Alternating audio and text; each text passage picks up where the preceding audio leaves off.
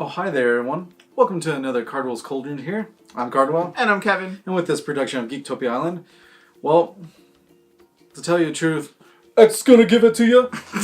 That's the name of the deck. Let's just get on to it. Let's just get in there. Glorious. Yep. Alright, first guy. You'll see what it is. Wily Goblin is our first creature of the deck. It's 2 red, 1/1, enters the field, get a treasure token. With that treasure token, you can tap, sack it, add a mana of any color. Yeah, I mean, that's what it's there for. Yep. The next little creature we got of the deck is old Captain Lannery's Storm. Yep. She's here to cause a ruckus and do some things. But she costs 3 with a 2/2 with haste. When she attacks, you get a treasure token, put it in play. And whenever you sacrifice the treasure, she gets +1/+0 until the end of turn. So you might be wondering, there's a theme here, which we can dump X things into. Yeah. That's the only creatures in the deck. Let's get on to the spells, shall we? Now those are just, to help us with, of course, the number 1 card, Banefire. Number 1 X. Red and X. Deals X damage to any target. And then if it's 5 or more, then it's uncounterable, which it's going to happen. And this deck is going to be uncounterable because you're making treasure tokens. Yep. We're already making 2 from the dudes. Oh, we'll be hopefully making a lot more. The next guy we got, or the next spell that we got is Syncopate, and it's a blue and X. Yep. And counter target spell unless its controller pays X. If the spell is countered this way, exile it instead of putting it on his graveyard. Seems good. You don't get that. Yep. Oh, okay. Of course, we just ran into it, but the colors are blue-red. Simple as that. There's a tiny splash of black, but we'll get there. Yeah. And to help us also get there is Azor's Gateway. 2-drop, legendary artifact. 1 and tap, draw a card. Then you get exile a card from your hand. And if you have different mana costs, so 5 different mana costs, 1, 2, 3, 4, 5, 6, or land, which is 0, you get to flip it. And when Azor Gateway flips, it becomes a land, it's Sanctum of the Sun. And then you tap, add X of any 1 color to your mana pool where X is your life total.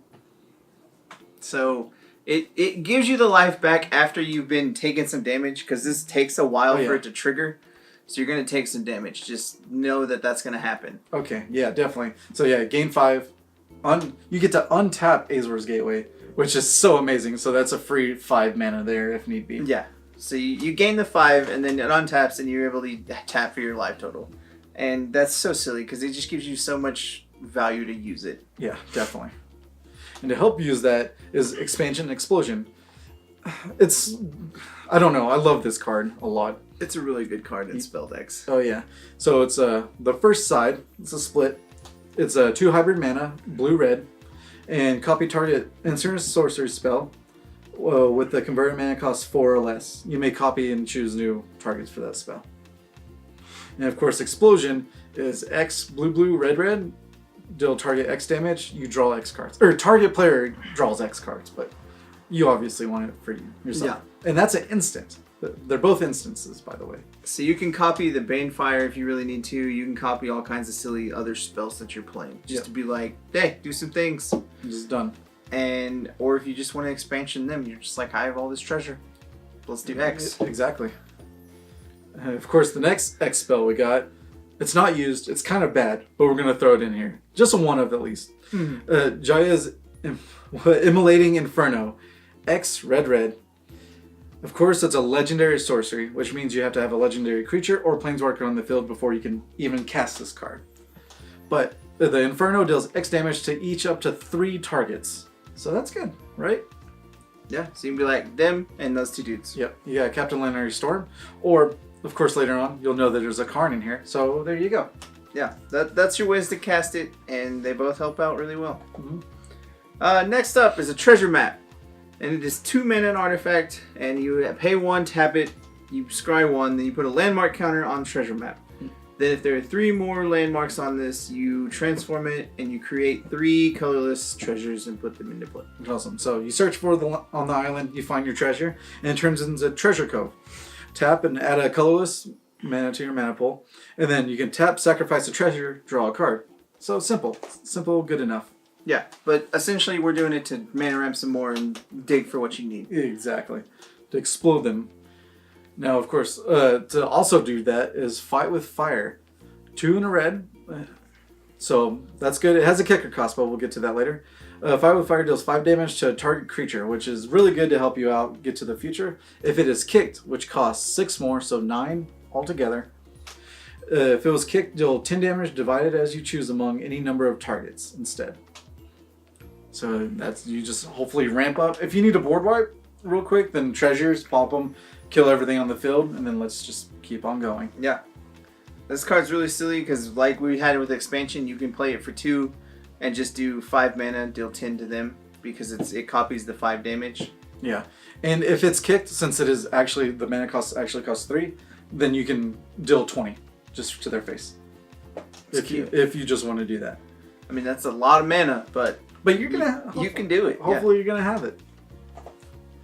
Now, of course, we talked about Karn just now. Scion of Urza costs 4, 5 loyalty, which is insane. His +1, we're not gonna worry too much about it, but you reveal the top 2 cards.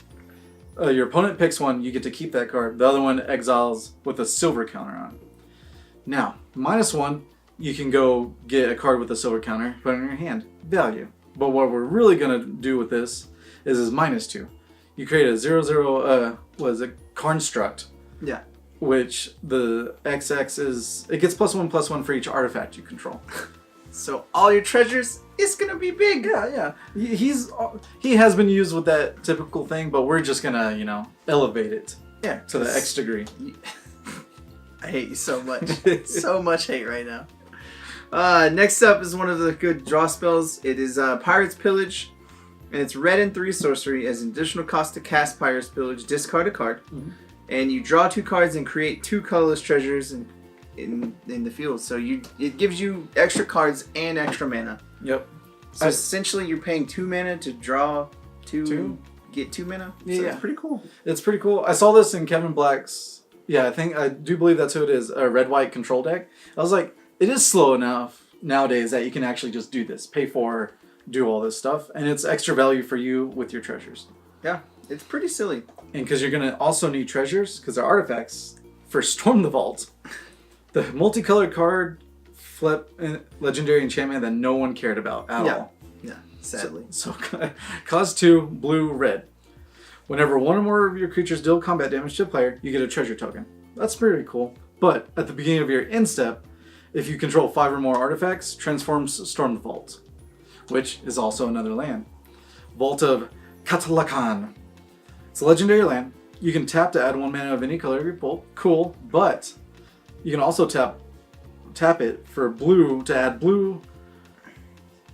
Add blue to your mana pool for each artifact you control. Got there. It took a little bit for some reason. The blue symbol threw me off. So yeah, essentially what we're trying to do is flip all your artifacts and enchantments to do silly things and get a lot of mana. Just be like Banefire, you're dying. Yeah. Or Explosion, you're dying. Or Fight with Fire, you're dying. Just be like, tap for blue for all the artifacts, treasure tokens you have. Sack all those treasure tokens.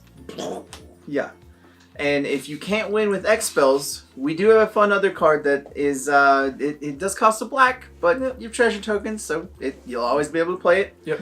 But it's Revel and Riches, because why not? Exactly. So black and 4 enchantment. Whenever a creature an opponent controls dies, you get a treasure token.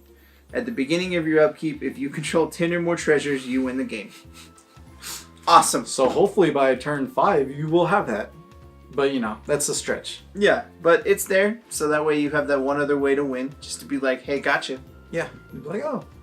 And it'll also help with Spell Swindle, of course, because we have one of in there, because it's fun.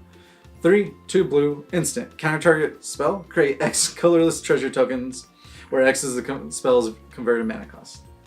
Fantastic. No, get to late game and they play a big dude, and you're just like, oh, nope. I have all the mana now. You talk about this card because you convinced me. This is one of my favorite cards for treasure decks, even though it's really not used so ever. Bad. But I told him, I was like, you need it because it's awesome, and it's Brass's Bounty.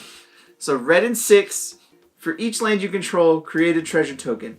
So you essentially get at least 7. Yeah. Because you're gonna have 7 lands if you're playing this just without using other treasures. But for 7, you get a whole lot of treasures. And the turn you play it, if you have a Revel, then you're almost gonna win Yeah. the next turn. So I mean, it's worth it in that regard.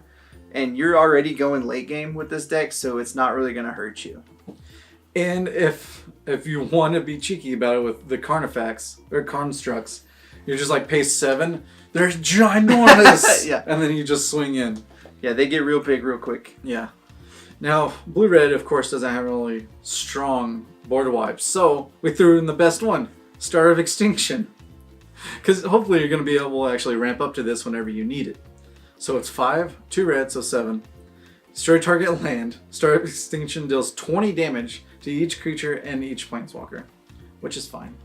Yeah, I mean, you get to lose maybe 3 or 4 things, which is a Lannery Storm, the Wily Goblin, and a Karn. Yep. But you get to kill Carnage Tyrant, all the silly big dudes they're going to be playing. Just anything. And if you can ramp up to this while you're playing aggro, then it's like, oh crap, save me button card. Yeah. I mean, and nothing's really going to survive 20 damage. Yeah. I mean, it's just not. It's It's Star of Extinction for a reason. exactly. And you get to destroy lands. That's Yeah, even better. why not? Now with the lands, there's 23, because that's my favorite number for lands. It's basic. 4 Steam Vents, 4 Sulfur Falls, which is the both blue-red lands that we have. 6 islands, 8 mountains, and 1 swamp, just in case they assassin trophy your Revel and Riches or something, or your Azor's Gateway. So you're able to actually play the Revel and Riches. So I mean, you can still play with treasure tokens, bro. you can, but just in case. You always need a just in case. With that brings up to the solid 60 of just silliness. I have a feeling it might be good when we play test it in Brawl, but we'll see. We're going to see what happens, but we do have some honorable mentions for the deck, and we'll go over those real quick. Yep. The first one, of course, is Entrancing Melody. X, blue, gain control of target creature with converted mana cost X.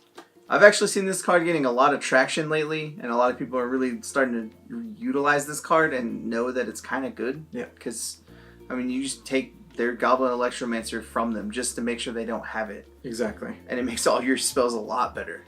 And if you're able to get their Niv-Mizzet or the Lyra because of all your treasure tokens, then that's all better for it. Yeah. The next one we got is Sailor of Means. It's a blue and 2 for a 1/4. When he enters the battlefield, create a treasure token. It's just good for aggro. It's a 1/4 for 3, and it stops a lot of things from attacking. Yeah. And of course, one of my favorite creatures that I will definitely use when the next set comes out, but Traxos, Scourge of Kragg.